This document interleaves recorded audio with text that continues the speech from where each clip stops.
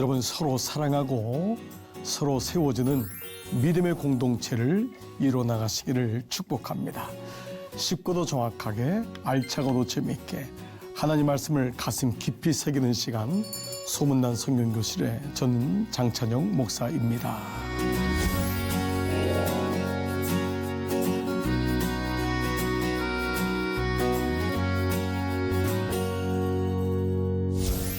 자, 여러분 지난 시간 내용 기억하시나요? 12강이었죠. 우리 교회 행전 기적의 기도를 경험하는 교회. 사도 베드로가 옥에 갇혔지만은 하나님의 은혜로 그는 옥에서 나오게 되었고, 놀랍게도 교회는 기도하면서 또 그의 구출을 위해서 또 그가 주님의 영광을 위해서 순교를 받아들이기를 기도했지요. 그러나 하나님의 은혜로 정말 극적으로 그는 감옥에서 나오게 되었고, 교회는 이로 인하여 하나님의 은혜가 얼마나 귀한 것인가를 다시금 깨닫게 되었던 것입니다. 여러분, 기적은 하나님에 속한 것이지만 우리의 일상생활에서도 날마다 일어나는 것임을 잊지 마시기를 축복합니다. 자, 오늘은 이제 13번째 강의입니다. 오늘은 왜 예루살렘 교회가 아니라 안디옥 교회일까? 이에 대한 말씀을 나누겠습니다.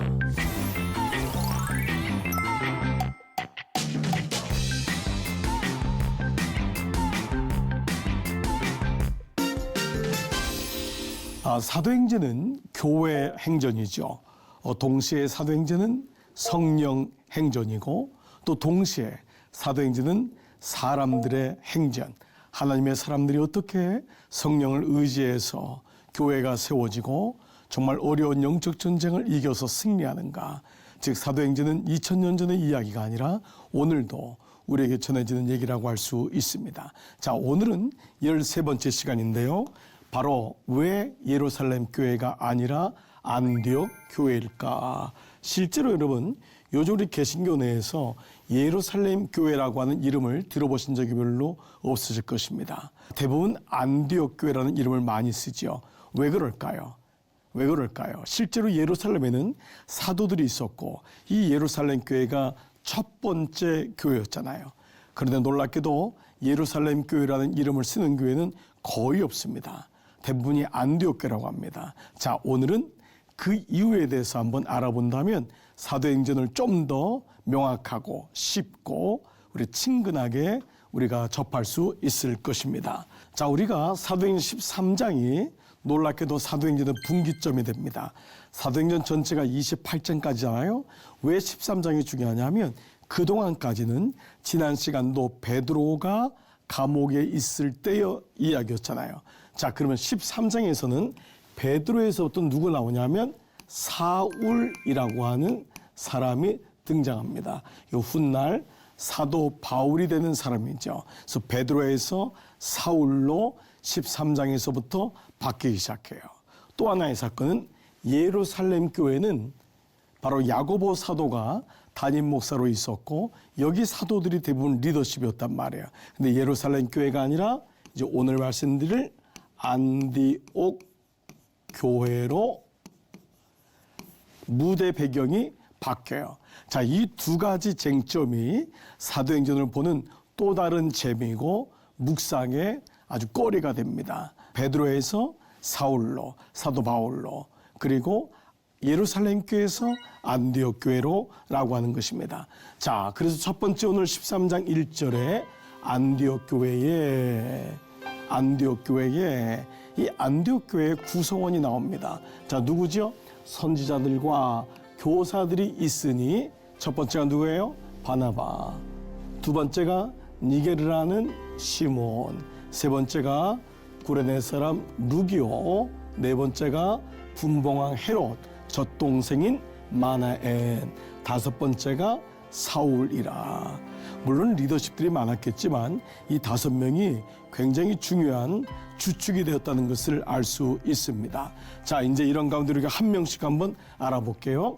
자, 먼저 바나바입니다. 1번이 바나바예요. 자, 1번 바나바. 자, 바나바는 여러분 아시는 대로 사울을 다소까지 가서 그를 데리고 자기가 목회하고 있는 안디옥 교회에 와서 동역을 하자고 했던 사람이 바나바예요. 그러니까 안디옥이라는 것은 예루살렘에 스데반 집사 있을 때 박해가 났단 말이에요. 그래서 사람들이 다 안디옥 이방 땅으로 간 거예요. 예루살렘과 안디옥은 상당한 거리가 있었단 말이에요. 예루살렘은 유다 지역이었지만 안디옥은 히랍 그리스 지역이었어요. 물론 거기는 헬라어를 쓰는 사람도 있었고 유대인도 있었고 헬라어를 쓰는 유대인도 있었던 거죠. 오늘날로 말하면 우리 미국에 있는 이민교회, 가나다, 영국, 유럽에 있는 남미에 있는 이민교회라고 하면은 여러분 설명이 더 잘 될 것입니다. 자, 그런데 그 중에 첫 번째 안디옥 교회에 바나바라는 사람이 담임 목사로 있었음을 알게 됩니다. 자, 바나바가 누구지요? 본래 유대인 중에 성직을 담당했던 레위 지파 출신이에요. 아, 바나바는 레위 지파 사람이었구나. 그리고 구브로의 유력한 자였어요. 바나바는 부자였습니다. 그래서 우리가 마가의 다락방이 나오잖아요. 그 마가의 어머니가 마리아란 말이에요. 그 또 다른 마리아죠. 마가의 어머니 마리아가 이 바나바하고 동생과 누나 사이라는 것을 성경을 통해서 우리가 알 수 있죠. 자, 그러니까 바나바는 대단히 유력한 집안이었고 초대교회에 우리 제자들에게 자신의 집을 제공할 정도로 믿음이 있었던 것을 알게 되죠. 자, 일찍 자신의 전 재산을 주님 앞에 드리고 주님을 위해 일생을 바친 사람이었다. 여러분 어느 정도 이해가 되시죠? 근데 바나바의 뜻이 뭐냐면 위로의 아들이에요. Son of encouragement. 위로의 아들. 우리는 보통 바나바 하면은 권위의 아들이라고 번역이 된 게 많아요. 한글로. 근데 그 권위라는 것은 우리가 권위적이다. 그 말이 아닙니다. 그 말은 위로자라는 뜻이에요. 권위자, 위로자란 말이에요. 그리고 격려의 아들. 바나바의 성품이 어떠한지를 우리는 알 수 있습니다. 자, 그래서 첫 번째, 바나바는 유대인 중에 레위 지파였다. 자, 그러면 두 번째, 놀랍게도 니게르라는 시몬인데 이 사람은 니게르인데 이 니게르란 말이 검다라는 뜻의 니그로, 영어 니그로에서 파생됐어요. 그러니까 이 사람은 오늘날로 말하면 애굽에서 올라왔거나 아프리카에서 올라온 사람임을 알 수 있습니다. 그러나 당시에 이방인들 특별히 이 검다, 피부가 검다는 것은 사실 굉장히 힘들었을 거예요. 그러니까 이분은 지금 니그로, 그러니까 얼굴이 검은 흑인의 사람이었던 것이 바로 시몬인 것을 알게 됩니다. 자, 세 번째 사람은 구레네 사람 시몬인데 구레네란 이 역시 아프리카 북쪽 지중해 연안, 즉 지금의 리비아에 그리스 사람들이 세운 도시입니다. 근데 이 루기오가 그 도시 출신이란 것 외에는 알려진 바가 없다는 거예요. 자, 두 번째 사람이 니그로라는 사람, 시몬. 그리고 세 번째 사람이 루기오인데 지도를 한번 볼까요? 자, 여러분 여기가 안디옥이란 말이에요. 예루살렘이 여기예요. 그러니까 이 거리는 상당한 거리가 된 거예요. 그러니까 스데반 집사 때 일로 다 바퀴를 펴서 올라가서 여기 교회가 세워진 거예요. 여기 중심이. 그런데 지금 말하는 구레네는 어디냐면 여기예요. 이런 우리가 구레네 사람, 우리가 예수님의 십자가를 대신 져준 사람, 여기 사람이란 말. 영화에도 얼굴이 검은 좀 그렇게 좀 나오는 경우가 많죠. 그렇습니다. 그러니까 이 출신인 거예요. 그러니까 여기 사람이 여기 온 거예요. 그러니까 이 세 번째가 구레네 사람이라는 거 외에는 알 수가 없습니다. 이방 사람이에요. 자, 그럼 네 번째 사람은 누굴까요? 헤롯의 젖동생 마나엔이에요. 자, 여기 그런데 젖동생을 일컫는 단어인 신드로포스라고 하는 헬라어는 같은 젖을 먹고 자란 형제, 어머니가 다른데 같은 지역에서 자랐다. 혹은 중마고우라는 뜻을 가지고 있습니다. 지금 무슨 말이냐면 헤롯 왕가의 같은 젖을 먹고 왕궁에서 자란 사람이다. 그러니까 이 사람은 분명히 귀족과 혹은 왕 쪽의 집안, 로열 패밀리라는 것을 알 수 있습니다. 당시 최고 집권층 출신임을 알 수 있는 대목입니다. 자, 이렇게 앞에 있는 사람들을 본다면은 다 출신들이 다르고, 그리고 이 지금 젖동생 마나에는 왕족이란 말이에요. 귀족이란 말이에요. 그러니까 야, 이게 지금 천차만별의 사람들이 안디옥 교회에 다 모인 거예요. 정말 여러분들이 놀랄 것은 그 다음 사람입니다. 누구죠?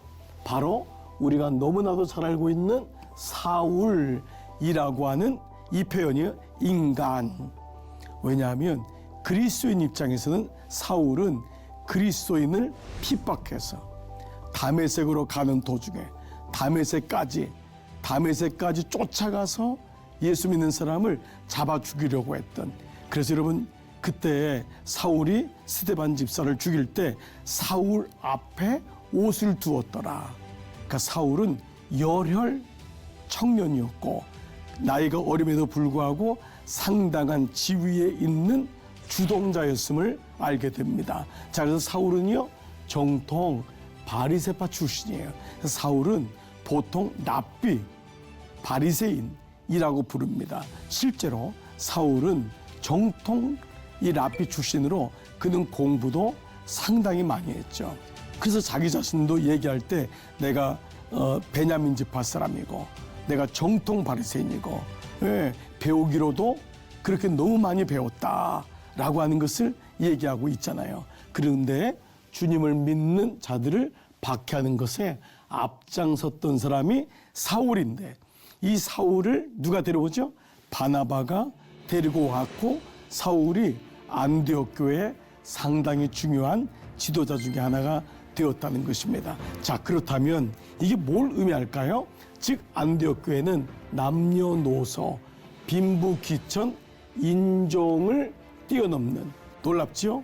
모든 일을 위한 신약교회의 그림자가 되었다는 거예요. 그래서 예루살렘 교회가 아니라 안디옥 교회일까?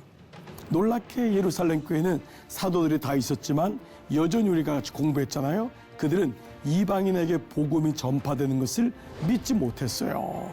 그래서 베드로가 내려가서 자기가 경험했던 것을 얘기할 때 비로소 그들은 알게 되고, 아, 이방인에게도 구원이 일어나는구나 라는 것을 늦게 인식할 정도로, 그리고 주님의 뜻대로 너희가 성령을 받으면 예루살렘에 머물면 안 돼요.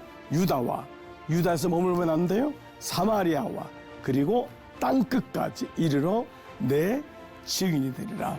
즉 신약교회, 예수님의 피로 세우신 교회는 예루살렘에만 있는 교회가 아니라 안디옥을 뛰어넘어서 모든 그리스 전역, 소아시아 전역, 그리고 이탈리아, 모든 세계로 길이 통하는 이탈리아, 전 세계로 뻗어가는 신약교회의 그림자가 되었기 때문에 오늘날 교회 이름을 예루살렘 교회라고 짓지 않고 안디옥 교회라고 짓는 이유가 여기 있는 것입니다.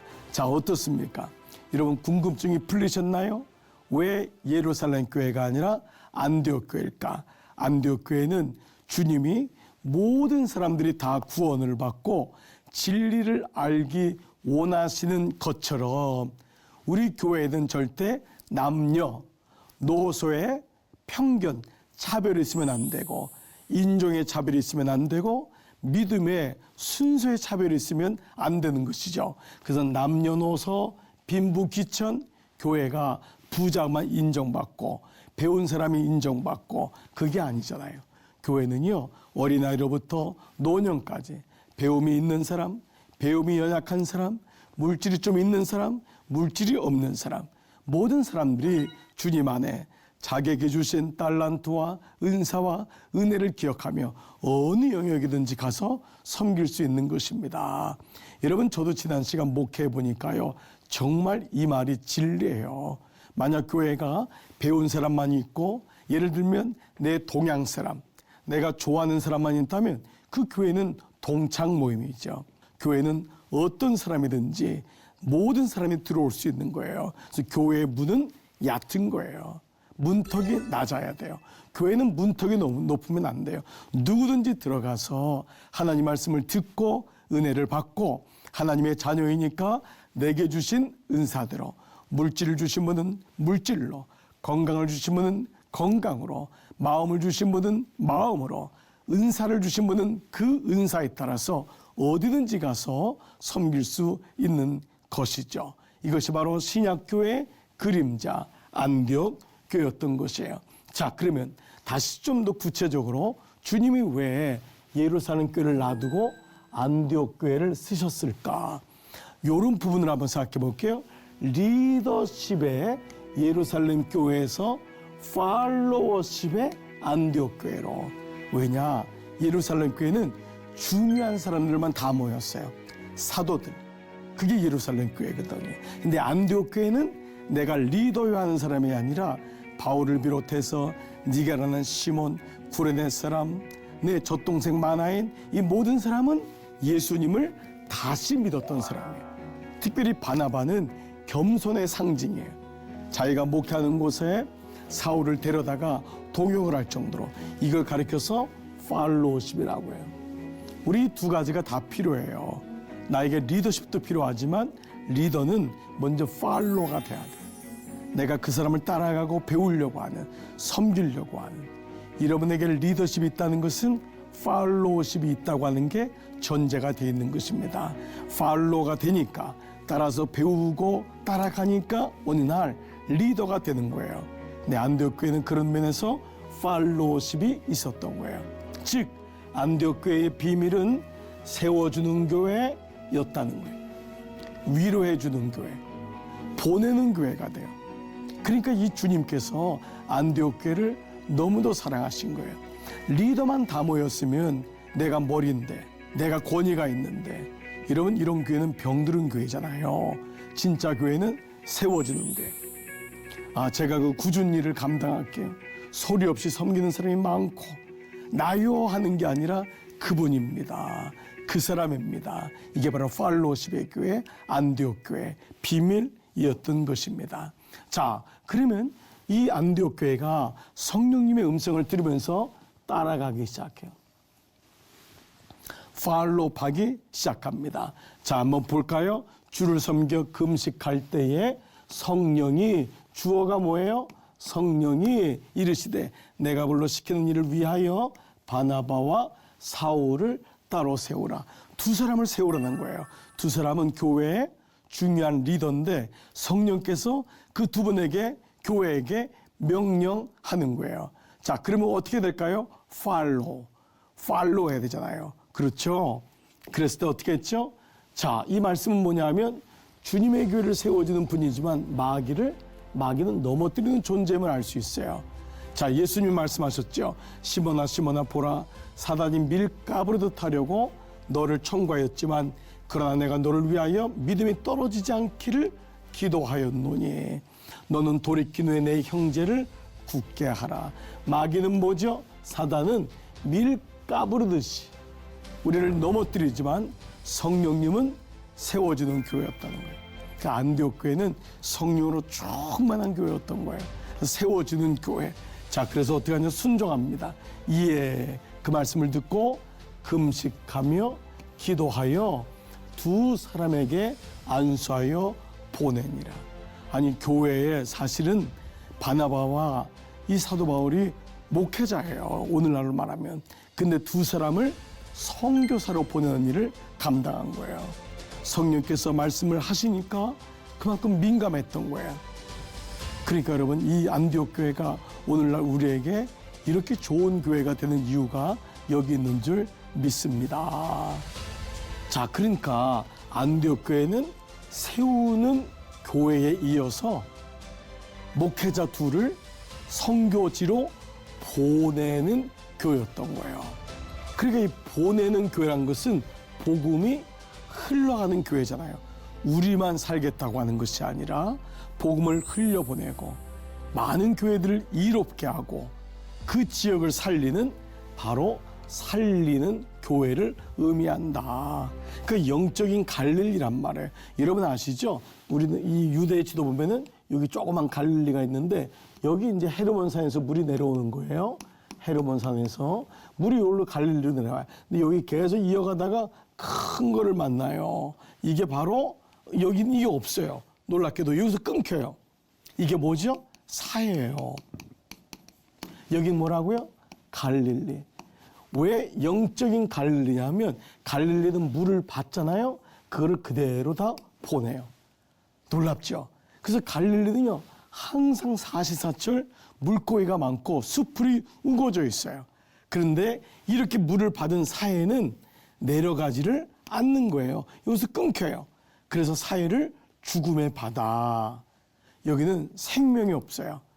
여러분 교회도 마찬가지입니다.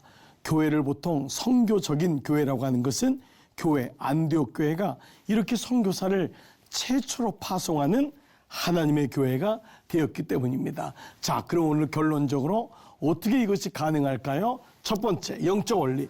쉬운 것을 어렵게 하는 교회가 있고 어려운 것을 쉽게 하는 교회가 있어요. 여러분도 그렇잖아요. 나 그거 어려워요 하는 분은 못해요. 근데 그래요? 해볼만 하네? 할 수 있겠는데? 라고 하는 사람은 해요. 교회도 늘 자기가 할 수 있는 것만 늘 어렵게 보는 거예요. 그런데 하는 교회가 있는 거예요. 네, 어떤 분이요, 이 고기를 이렇게 30cm짜리를 잡으면 항상 버렸대요. 그 왜 버리냐고. 큰 물고기 잡는 것도 어려운데 그 이유가 집에 있는 후라이팬이 30cm래요. 그러니까 후라이팬을 바꿔야 되잖아요. 근데 이 사람은 받는 거를 다 버리는 거예요. 똑같은 이치 아닐까요? 영적 원리 처음, 어려운 것을 쉬운 것을 어렵게 해요. 어떤 사람은 어려운 것을 쉽게 해요. 이 교회가 안디옥 교회였던 거예요. 어렵지만은 쉽게 했어요. 영적 원리 두 번째, 결정하면 쉬워져요. 문제는 뭐냐면 결정을 못하는 거예요. 결정 장애라고 하죠. 어떤 아이가 종이를 자꾸 찢는 습관이 있었대요. 아무리 엄마가 해도 안 돼. 어떤 분이 얘가 심리적으로 문제가 있나, 무슨 병이 있나 자꾸 물어봤대요. 내가 한 분한테 딱 들어갔더니 그분이 아이한테 종이 찢지 마 그랬대요.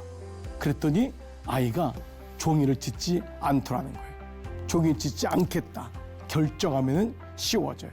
자꾸 이유를 대고 변명을 대면 어렵죠. 세 번째는요, 가장 중요한 건데, 그렇구나 라고 생각하는 거예요. 그걸 받아들이는 거예요. 이걸 아멘이라고 해요. 그렇구나. 그리고 때로는 그것이 불편하게 느껴지지만 불편한 것이 나를 살려요. 자, 여러분 이분 아세요? 네, 유현진 씨. 우리나라 이제 하나 이글스에서 요즘 하죠. 워낙 미국에서도 얼마나 유명했어요. 자랑스럽죠. 근데 여러분 유현진 씨가 보면은요, 팔이 자완투수예요. 그래서요, 이 사람 왼쪽으로 던지는데 놀랍게도 이 사람은 오른손잡이에요. 오른손으로 글을 쓰고 오른손으로 밥 먹고 타석에 있을 때도 오른쪽으로 쳐요. 기자가 물은 거예요. 당신이 어떻게 이렇게 대성했습니까? 그러자 이 사람은 제가 왼손잡이기 때문에 그렇습니다 라고 얘기할 정도예요. 왼손잡이가 많지 않대요, 투수 중에. 그런데 이 사람이 왼손으로 공을 던진 게 아주 아이러니한 일이 있었어요. 이 사람 얘기입니다. 어릴 때 야구를 좋아하니까 아버지가 글러브를 사다 줬는데 이 글러브가 마침 오른쪽 글러브밖에 없더래요. 그래서 할 수 없어서 현진이한테 줬대요. 야, 그냥 써라. 근데 이 현진이가 어떻게 받아들였냐면, 그렇구나. 야구는 왼손으로 던지나 보네. 그걸 받아들인 거예요. 불평하거나 아버지 왜 이거 사왔어가 아니라 아버지 생각이 있겠지. 그리고 왼손으로 공을 던지는 연습을 하기 시작한 게 자완투수가 되었다는 거예요. 그러자 기자가 물어요. 아니 그래도 유 선수 그게 불편하지 않았어요? 라고 물어요. 그러자 굉장히 중요한 말을 했어요. 불편하죠. 저는 워낙 오른손잡이였거든요. 그런데요, 왼손으로 던지는 게 불편한데 그게 저를 살리더군요. 이 사람이 자기가 큰 게 불편한 것이 자기를 성장시키고 크게 했다는 거예요. 여러분, 운동하는 거 귀찮죠? 불편하죠? 여러분, 말씀을 먹고 묵상하고 말씀을 공부하고 불편하죠? 기도하는 것도 사실 불편하지 않나요?